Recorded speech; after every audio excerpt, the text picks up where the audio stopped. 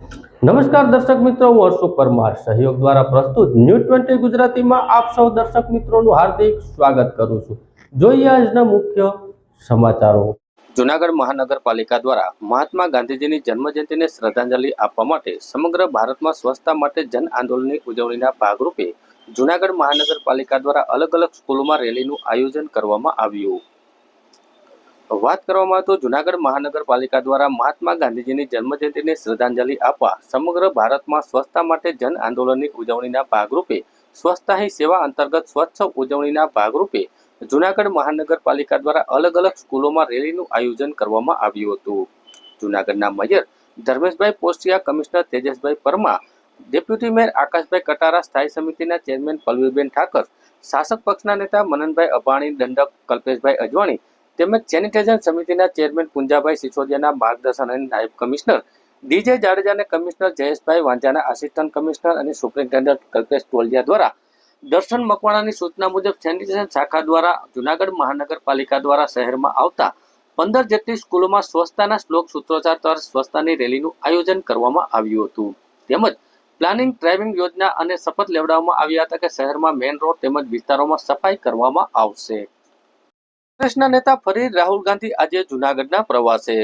ભવનાથ સ્થિત પ્રેરણાધામ ખાતે કોંગ્રેસ સંગઠનની સૂઝડ હેઠળ આયોજિત પ્રશિક્ષણ શિબિરમાં આજે ફરી કોંગ્રેસના વરિષ્ઠ નેતા અને સંસદના વિપક્ષ નેતા રાહુલ ગાંધી ઉપસ્થિત રહેશે।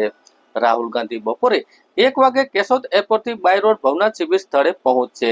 અંતે તેઓ અત્યાર સુધી શિબિરમાં થયેલી ચર્ચા વિચારણા અંગે વિગતવાર સંવાદ કરશે। શિબિરમાં તેઓ રાજ્યના તમામ કોંગ્રેસ જિલ્લાના પ્રમુખને માર્ગદર્શન આપશે અને સંગઠનને મજબૂત બનાવવા માટે જરૂરી દિશા નિર્દેશ આપશે। કોંગ્રેસના વિકાસ માટે કોંગ્રેસનો વિઝન તેઓ અહીં રજૂ કરશે। સાથે જ લોકોની લડાઈ કોંગ્રેસ કાર્યકરો લડશે તે અંગે કાર્યકરોને માહિતગાર કરશે। ઉલ્લેખનીય છે કે પૂર્વે તારીખ 12ના રોજ રાહુલ ગાંધી 3 કલાક સુધી સમય શિબિરમાં રહ્યા હતા અને જિલ્લા પ્રમુખો સાથે આધ્યાત્મિકતા અને વિવિધ મુદ્દાઓ પર વિગતવાર ચર્ચા કરી હતી।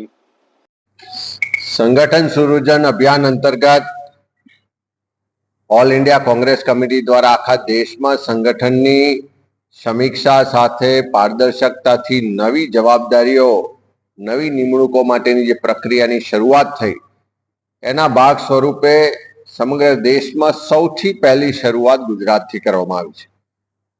અને આ સંગઠન સૃજન અભિયાન અંતર્ગત જે નવનિયુક્ત જિલ્લા પ્રમુખશ્રીઓ છે તેમને તમામ રીતે પ્રશિક્ષિત કરી અને આગળના કાર્યક્રમો, લોકો વચ્ચે જવાની શરૂઆત, સંગઠનને મજબૂત કરવાની, લોકોને જોડવાની જે પ્રક્રિયા છે એના ભાગ સ્વરૂપ પહેલા 3 દિવસની પ્રશિક્ષણ શિબિર આણંદ ખાતે કરવામાં આવી હતી ને ત્યાર પછી સંતો અને સુરાઓની પવિત્ર ભૂમિ એવા જૂનાગઢની ભવનાથની તળેટીમાં 10 દિવસની પ્રશિક્ષણ શિબિરની શરૂઆત થઈ છે।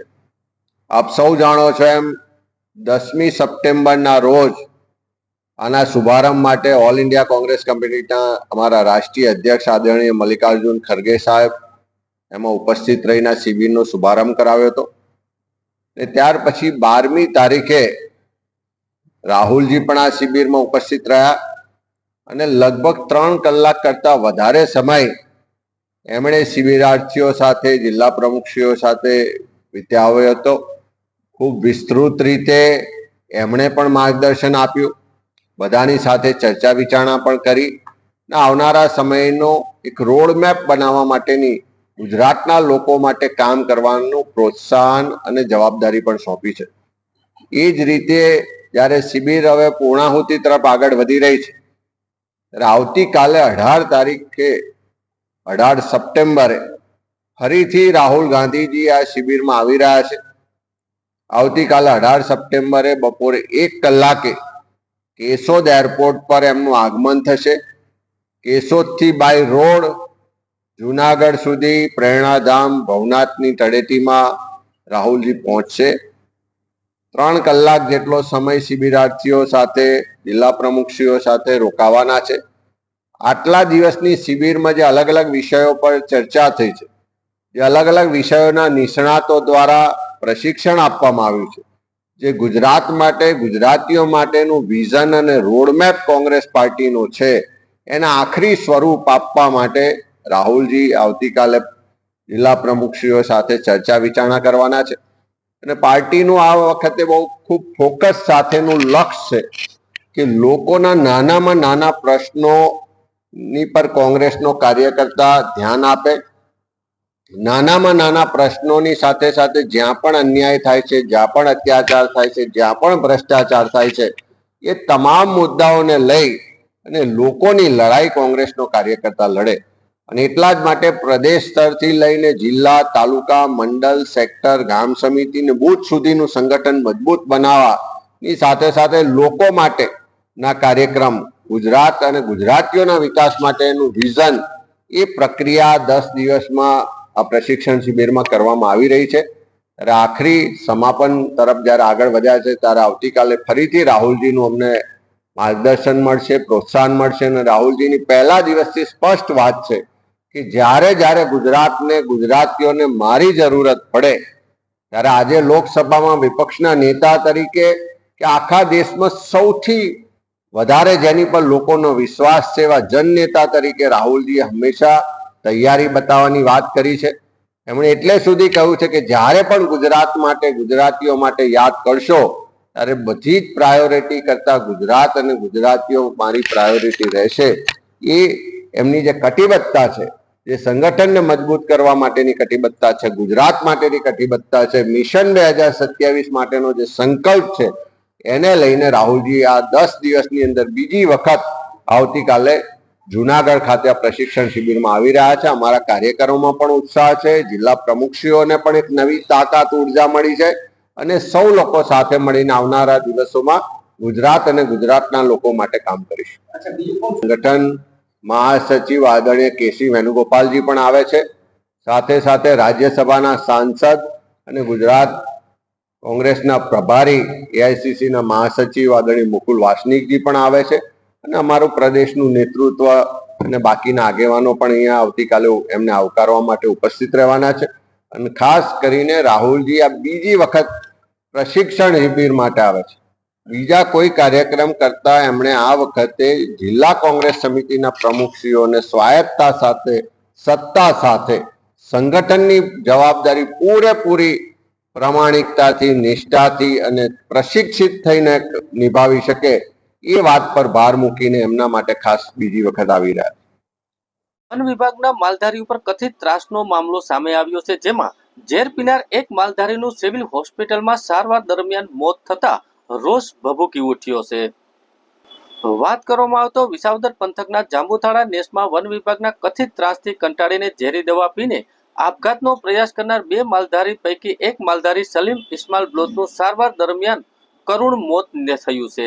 થોડા દિવસ પહેલા વન વિભાગ દ્વારા ખોટી રીતે હેરાન કરવામાં આવતા હોવાના આક્ષેપ સાથે હનીફ બ્લોચ અને સલીમ બ્લોચે વન વિભાગની કચેરી સામે ઝેરી દવા પી લીધી હતી. આ ઘટનામાં બંને માલધારીને વધુ સારવાર માટે જુનાગઢ સિવિલ હોસ્પિટલમાં ખસેડવામાં આવ્યા હતા. જોકે મંગળવારે સાંજે કારગત નીવડતા સલીમ બ્લોચે અંતિમ શ્વાસ લીધો હતો. આ ઘટનાથી માલધારી સમાજ અને પરિવારજનોમાં ગમગીની વ્યાપી ગઈ હતી. આ બનાવના સ્થળે પહોંચેલા સામંતભાઈ ગઢવીએ જણાવ્યું હતું કે વન વિભાગના ત્રાસથી માલધારીઓ કંટાળી ગયા છે અને તેમની રજૂઆત કોઈ સાંભળતું નહોતું. આ કારણોસર તેને આવું આત્મવિલોપનનું પગલું ભર્યું હતું. પોલીસે આ મામલે વધુ તપાસ હાથ ધરી છે અને ઘટનાને વન વિભાગ અને સ્થાનિક માલધારીઓ વચ્ચેના ઘર્ષણથી ગંભીરતાને ઉજાગર કરી છે અને સરકારનું ધ્યાન ખેંચવા માટે રજૂઆત કરવામાં આવી છે. હું જહાંગીર બ્લોચ, સમસ્ત ગુજરાત બલોચ મકરાણી સમાજના પ્રમુખ, અત્યારે સિવિલ હોસ્પિટલ જુનાગઢ ખાતે છું. મારા સમાજની અલગ અલગ જગ્યાએ વસ્તી આવેલી છે અને એમાં મોટાભાગની વસ્તી ગીર વિસ્તારમાં આવેલી છે, બલોચ મકરાણી તળાવ તરીકે ઓળખાતી. એ અમારી વસ્તી પૈકીનું એક નવાબના ટાઈમનું સેટલમેન્ટનું ગામ છે. વિસાવદર તાલુકાના જાંબુથાળા ગામ છે. આ જાંબુથાળા ગામમાં 7-8 સેટલમેન્ટના ખેડૂતો અને 5-6 માલધારીઓ રહે છે. સેટલમેન્ટના ખેડૂતોને મંકોડી પંચના અહેવાલ પછી સરકારે ખેડવા માટે જંગલ વિસ્તારમાં જમીનો આપેલી છે. મોટા મોટા ખેડૂતો છે, 50-50, 60-60 વીઘાના. એ લોકોને પરેશાન કરીને આ લોકો એટલા પરેશાન કર્યા વન વિભાગે કે એ લોકોની જમીનો ત્યાં છે પણ રહેવા બહાર જતા રહ્યા. આવી જ પરિસ્થિતિ જાંબુથાળા ગામમાં વસતા માલધારીઓ કે જેની 1973 સુધી એ લોકો મસવારી ભરતા હતા, માલઢોર ચરાવી પશુપાલન કરી દૂધ વેચી ને પોતાનો નિર્વાહ કરતા હતા. એના માલઢોરને જંગલમાં ચરાવવા માટે જે તે વખતે છૂટી જ આપેલી હતી, પણ અચાનક દેડકડી રેન્જમાં આ જાંબુતારા ગામ આવે છે. પાછી એની વિચિત્રતા એવી છે કે વન વિભાગમાં એ આવે છે મેંદરડા તાલુકામાં, ચૂંટણીમાં આવે છે તાલાલા તાલુકામાં એટલે ગીર સોમનાથ જિલ્લામાં, ને પોલીસ સ્ટેશનમાં વિસાવદર, મામલતદાર ને પોલીસ સ્ટેશનમાં વિસાવદર ની હતા. એટલે આ ગામનું કોઈ રણી ધણી ન હોય એટલે વન વિભાગે ત્યાં આવવાના રસ્તાઓ બંધ કરાવી દીધા, 108 આવવાની બંધ કરાવી દીધી, બસ બંધ કરાવી દીધી, માલધારીઓનું ખાતર જવાનું હતું બંધ કરાવી દીધું, માલધારીઓનો માલઢોર માટે ઘાસચારો અને પશુ આવે એ બંધ કરાવી દીધો, માલધારીઓના કોઈ મહેમાનો આવે તો એને પ્રવેશવાની દારૂ લઈને કાઢી મૂકતા એ બંધ કરાવી દીધું. જાંબુતારા ગામમાં 4 હિન્દુના ધાર્મિક સ્થળો છે, 2 મુસ્લિમના ધાર્મિક સ્થળો છે. ત્યાં કોઈ પણ દર્શનાર્થીને આવવાની મનાઈ કરી દીધી. અને ઓછામાં પૂરું હોય તો આરએફઓ કોઈ વાળા સાહેબ કરીને આવ્યા છે, એના ફોરેસ્ટર બિલ્ડરને એક ધારો ઘોષ પડેલો ફક્ત ને ફક્ત જાંબુતારા ગામ પર કર્યો ને કાયમ માલધારીઓને હેરાન કરતા હતા. 14 ગામો છે સેટલમેન્ટમાં, એ 13 ગામોમાં પણ આ જ પરિસ્થિતિ છે કે માલઢોર બહારના ચારવા આવે છે, ચરાવે છે, ત્યાં કોઈ જતું નહોતું. દાખલા તરીકે બાજુમાં અલાવાણી ને, જૂના અલાવાણી ને, નવા અલાવાણી ને, ગંગાજળિયા, આ બધામાં બહારના માલઢોર આવીને ચરે એનો વાંધો નહોતો. પણ જે ખરેખર માલધારીને પશુપાલકોના માલ હતા એ માલ બહારનાથી તમે ખેડી બહારથી લઈ આવ્યા છો ચરાવવા માટે, આવી વાતો કરી અને વન વિભાગના આરએફઓએ નોટિસો આપી હતી ને વારંવાર કાયમ આવતા ને આવીને ઘોષપત્રો કરી જેવું ગેરવર્તન કરતા. અને છેલ્લે હમણાં રાત્રે 2 વાગે 1-1.5 વાગે 2 જીપ લઈને આવીને 2-3 જણાને બેસાડી દીધા. એમાં આ મરણ જનાર ભાઈ શ્રી સલીમભાઈ ઇસ્માઇલ બ્લોચ અને બીજા હનીફભાઈ બ્લોચ હતા. નિર્દોષભાઈ સલીમભાઈના ભાઈ, આ 3-4 જણાને બેસાડ્યા, પછી ઉતારી દીધા. કારણ કે આવા CCF સુધી ગુરુભાઈ બેરા સુધી મેં પહોંચાડી એટલે રાત્રે ઉતારી દીધા. પણ બીજા દિવસે વન વિભાગની ઓફિસે જવાનું કીધું. આ બધા સાથે મળીને વન વિભાગની ઓફિસે ગયા આગેવાનો સાથે. એમાં મારી સાથે ઊભા છે માલધારીના આગેવાન સામતભાઈ છે, પછી યારુભાઈ છે, પછી ઇકોઝોનના પ્રમુખ ભીખાભાઈ, આ બધા ગયા. પણ ત્યાં આરએફઓ એને મળવાની જ ના પાડી દીધી. ચોખ્ખે ચોખ્ખું કહી દીધું કે હું તમને મળવા માંગતો નથી. એના ફોરેસ્ટરે આવીને કીધું કે તમે ભાગતી ના થઈ જાઓ, જે 2 જણા ગુનેગાર છે ને એને અમને આપી દો. એટલે આ ડરના માર્યા, બીકના માર્યા અને માનસિક ત્રાસ કે અમારી પાસે હવે કોઈ જીવવાનો રસ્તો નથી, કુટુંબને પાલન પોષણ કરવાનો રસ્તો નથી. એટલે 2 જણાએ ત્યાં ઝેરી પદાર્થ ગટગટાવી ને આત્મહત્યાની કોશિશ કરી. એને તાત્કાલિક વિસાવદરથી જુનાગઢ સિવિલ હોસ્પિટલ ખાતે રજૂ કર્યા અને અહીંયાની સારવારમાં એકની સારવાર કાગળ નીકળી, બચી ગયા અને બીજાનું કમનસીબે કાલ રાતે અવસાન થઈ ગયું. ત્યારબાદ આ લોકોની આટલી રજૂઆતો અને આટલી બધી તકલીફો હોવા છતાં 9 તારીખે દાખલ થયા હતા. 9 તારીખના આજે 7 દિવસ થયા, કોઈ આ લોકોની ફરિયાદ લેવાની કે કોઈ દરકાર કરી નહીં. સામેથી ફોરેસ્ટ ખાતાની ફરજમાં રૂકાવટની ફરિયાદ લીધી. ખરેખર ફરજમાં રૂકાવટ કરી જ નથી, છતાં ફરિયાદ લીધી. અને આ લોકોની કોઈ પણ ન્યાયિક પ્રક્રિયામાં આને ક્યાંય પણ કોઈ જગ્યાએ એક પણ જગ્યાએથી ન્યાય ન મળતા અમારા સમાજ, જે અમારા સમાજની ગુજરાતમાં 8-8.5 લાખની વસ્તી છે એનો હું પ્રમુખ છું. સર્વાનુમતે બધાએ મળીને એવું નક્કી કર્યું કે ભાઈ ન્યાય મેળવવા માટે થઈ ને મરણ જનારના કુટુંબીજનોને પૂછતા એ લોકોએ એમ કીધું કે જ્યાં સુધી FIR નહીં થાય ને જ્યાં સુધી ન્યાય નહીં મળે ત્યાં સુધી આપણે ડેડ બોડી સ્વીકારવાની થતી નથી.